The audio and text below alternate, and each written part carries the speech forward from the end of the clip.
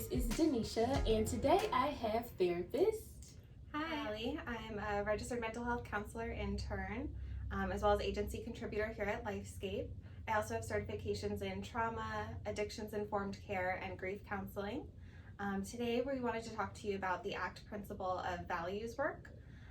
So ACT is a short for acceptance and commitment therapy.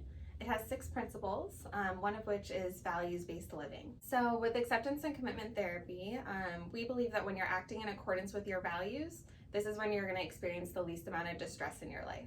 So when you're experiencing stress, you're experiencing anxiety, it's looking at what source or what value are you not honoring at that moment in time, and can we acknowledge that? Can we fulfill that value so that the stress can be decreased?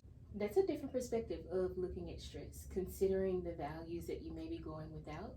So how do you help your clients understand what is value-based living versus what is goal living?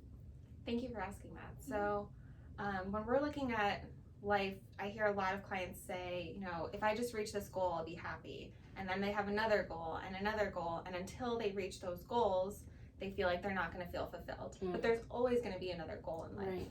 So considering instead, what is a values-based way to continue to live your life in spite of what your goals are. So you don't have to wait for your next goal to feel fulfilled in your life, to feel happy. You can act in accordance with your values on your way to your goals. And then even when goals aren't met, because that's another source of disappointment, right? Mm-hmm. When people are aiming for a goal and that's what they need to feel happy, well, what if you don't reach that goal? What if that goal doesn't work out? That doesn't mean that you can't enjoy the journey on the way there by living a more values-based life. When you discuss your values and those goals, the way that I took it is, it's kind of like understanding that goals can be tangible in a way of something that I'm reaching, versus my value is something that lives within me and what I carry out. Yeah, goals and your values often will align, right? We do work, hopefully that aligns with our values. We have family commitments that hopefully align with our values. So our goals can be a part of our journey, but they're not the whole purpose. If we're acting in accordance with our values, we can feel fulfilled even without having to worry about whether or not the goal is met. Yeah. And without worrying about then the next goal and the next goal. Yeah. It also sounds like that has to take some mindfulness effort of just being present and being willing to acknowledge what you feel you may be going without as you are working towards reaching that goal.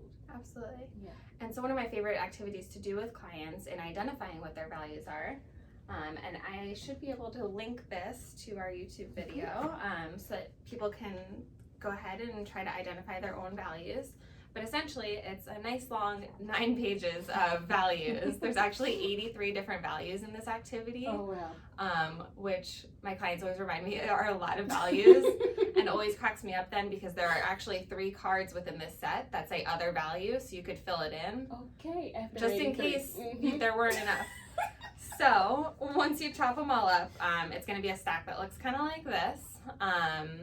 And so the idea is to identify 8 of your most important values. So really, if these 8 were fulfilled in my life, would I live a rich, full, meaningful life? So sometimes it takes a little bit of filtering multiple times. You want to start filtering out, what's truly important, what's maybe not so important. And saying that they're not important doesn't mean that they're totally negligible. So I want to honor that. Because sometimes people get really concerned of, well, if I put this in the not important pile, that means I can't find it valuable. But that doesn't mean that you can't find it valuable. It just means that it's not part of your 8 that are your full core values for how you want to live your life. Yeah. And I think that also may take some intention on just honoring, like you said, honoring your true self, because I can see how if I am acknowledging that this may not be a part of my individual values, however, this value is a family value, how does that make me look inward or make me judge my own self based on what is my true self versus the expectation of other people? Sure. Yeah. And with that being said, there's no right or wrong way to do this activity. At the end of the day, you find what works best for you. You spend some intentional time honoring what your values are and thinking about that. But I do want to recognize that there are 2 common misconceptions with doing this activity. Okay.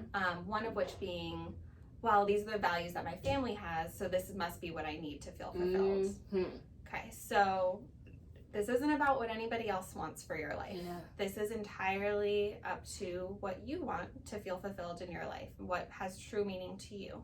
Not your spouse, not your kids, not your family, not your parents, just you. I can imagine that this activity will allow certain people to see what just them looks like. Because when we're surrounded by our exterior, our support systems, our families, sometimes those values as a group, we identify as an individual. But then going back to what you said of if I am feeling stressed or if I am feeling this disconnect, it may take some time of me just spending time with myself, acknowledging what is important to me, what is not, so that I can even be able to communicate my values to those other people. Right.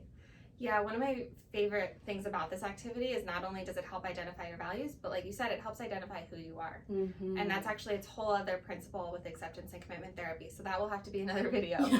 But this self as concept idea. So who really are you? Are you living in a way that supports who you are and acknowledges that you are an individual and you have strengths and you have ways that you feel empowered and you have roles that you fill throughout your life, and so recognizing that. I do want to share another, with that being said, another way that there can be some miscommunication with this activity. I see a lot of, well, here are the 8 things that I want to improve on. So here, this is what I value, because if I could be better at these things, then that would be it. And while there is room for growth in these activities, right? If you were totally fulfilled in your life, we wouldn't necessarily maybe need this activity. So yes, there's room for improvement. Yes, when you pick your 8 values, you're not going to be already meeting them 100%, and that's okay. You didn't know what they were, so how were you supposed to do that? Sure. But I want you to be very careful to not pick things that you feel like you need to improve on, but to pick things that truly align with who you are. Because there's going to be areas for growth, but that's not the point of this activity either. This isn't let's find flaws or areas where I don't meet this, because maybe that's actually just not a true value to you. Right. You know, if I'm not good at, let's find something in here I'm not great at. Creativity. Miss Danesha over here is wonderful with creativity. I am not a creative being. So I'm not going to pull that as one of my values because it's something that I want to improve on. Well, it is something that I would love to be more creative, but that's not a true value to me. Gotcha. So that's not that wouldn't be appropriate for me to put in my 8, because I can feel fulfilled without that. Makes sense. Even though I do want to also work on that area. Makes perfect sense. And I'm glad that you laid it out that way, because that goes back to the message that you teach when you're talking to your clients about values, of having that expectation versus standard. Even with acknowledging your own self of, this is a standard that I want for myself and not necessarily something that I have to expect to have. After you are done using this activity with your clients, what are some of the probing questions that you leave them with, or some of the takeaways that you have them do for their individual homework? I always ask my clients after this activity 3 questions, and typically this is going to end up being a journaling activity, because doing the activity in and of itself takes about 20 minutes when you're really intentional about it. So whether or not we get to talk about that in that session or the following session, but I want to make sure that they really, really, truly reflect on 3 questions. One being, what would your life look like if all of these values were fulfilled?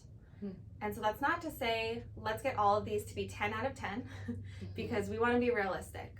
Realistic goals for having your values be fulfilled is 8 or 9, depending on the value, because we do still live in an imperfect world, and that's okay. Right. So what would that look like to feel fulfilled across the 8 of your true values? The second question is going to be, what would you need to be doing differently to better honor these values? Ooh, child. So with this opportunity comes, what is your responsibility to live in better alignment with these values? And that's going to correlate quite a bit with my last question for clients. What do you need to let go of in order to better honor these values? I know, they're a little deep, but we hold on to a lot of things that are not value aligning. And back to what I was saying earlier, this is why we experience so much distress in our lives, according to ACT. because I have a job that doesn't align with my values. Not me. But people have jobs that don't align with their values. People are in relationships where their values are getting pushed and broken all of the time. What else? People don't spend enough intentional time with their values. So how can I be better with time management? How can I better incorporate values-based work or intention throughout my day so that these can get fulfilled? What do I need to let go of? That's the accountability piece. And I think that's the difficult part of even accepting and acknowledging your values, because after I realize my true self and honor what I stand for or what I represent, then I have to do something about it. And so that may take me setting boundaries with family, or me setting boundaries with myself of saying, girl, we're not doing it anymore. We're not going there anymore because it doesn't align with what serves me and what my value is. So thank you so much for this conversation. We hope that you guys take this activity. You can have this for your own intentional self-care time or with your families. But it is a way to go back to the basics and reflect on what is important to me. We're in a day where there's a whole lot of judgment of other people and what they are doing and how they are responding or taking different approaches right now. So just be mindful of your own approach, what you are carrying, what you are standing for, to spread that message to others. So thank you guys. Don't forget to like, comment, and subscribe, and we will see you next week. Bye.